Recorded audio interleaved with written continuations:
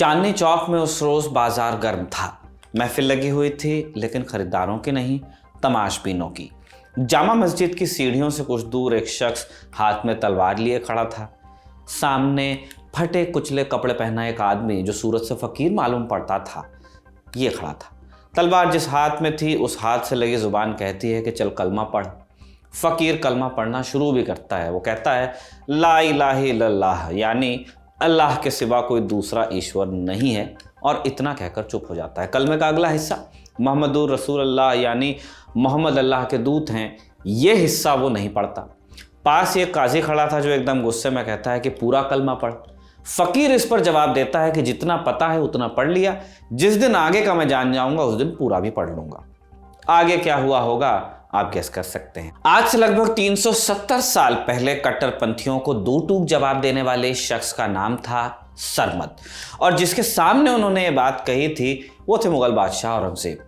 कौन थे सरमद? चलिए जानते हैं पूरी कहानी आज के तारीख के एपिसोड में। नमस्ते, मेरा नाम है निखिल और आप देख रहे हैं तारीख।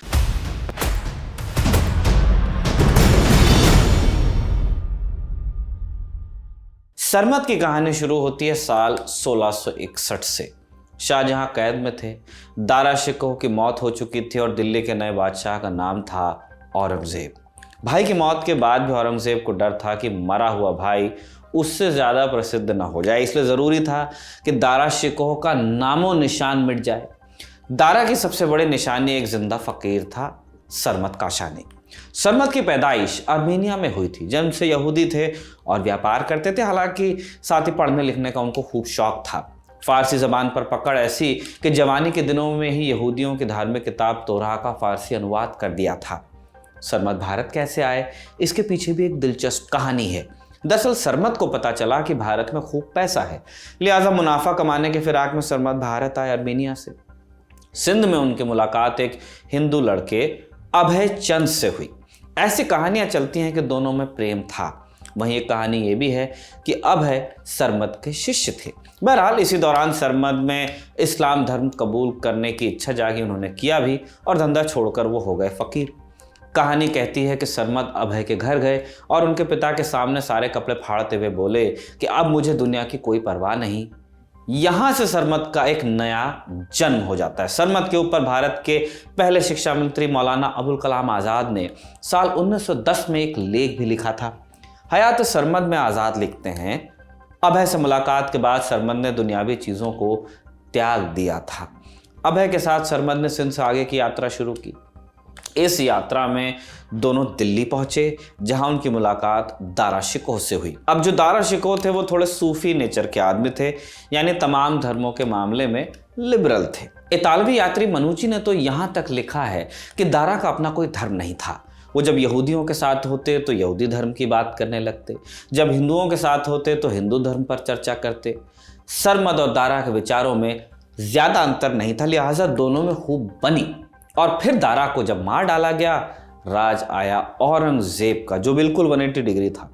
औरंगजेब को सरमद से निजी खुन्नस थी, क्योंकि वो दारा की सबसे बड़ी निशानी थी।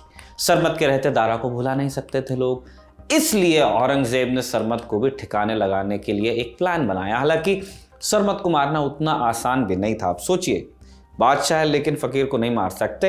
एक निहत्था फकीर जिसका किसी से कुछ लेना नहीं, कुछ देना नहीं, जो दुनिया को त्याग चुका है, उसे मारने के लिए आपको एक वजह खोजनी पड़ेगी, और वो भी दिल्ली में। औरंगजेब को याद आया कि एक बार सरमद ने दारा शिकोह के बादशाह बनने की भविष्यवाणी की थी।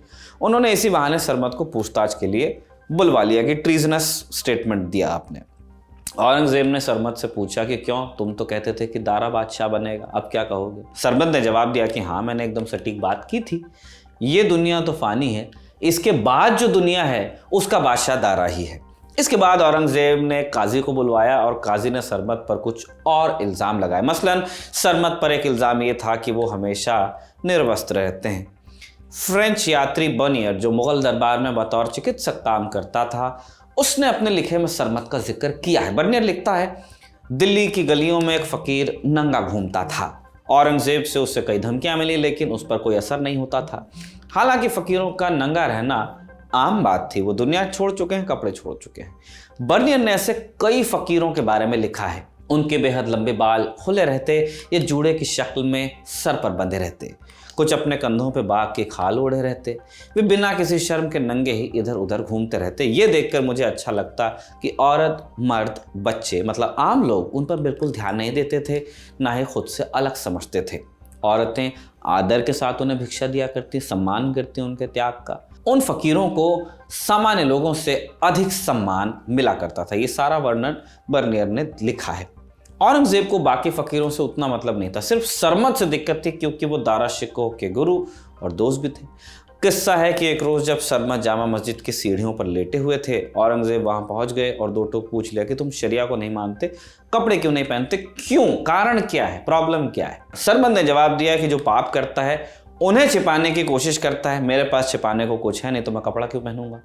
सरमद के जवाब लाजवाब करने वाले थे, लेकिन उनमें ऐसा कुछ था नहीं जिन्हें गुनाह माना जाए और फिर उनकी जान ली जाए। अब औरंगजेब तो फिराक में थे कि सरमद बादशाह की तौहीन ही कर दे। ताज की अगर तौहीन की जाएगी तो आप उसमें भी सजाए मौत दे सकते हैं, वो भी सरमद ने कभी नहीं किया। रुबाई गाते गाते सरमद की कट रही थी जिंदगी। फिर एक रोज औरंगजेब को मौका मिला।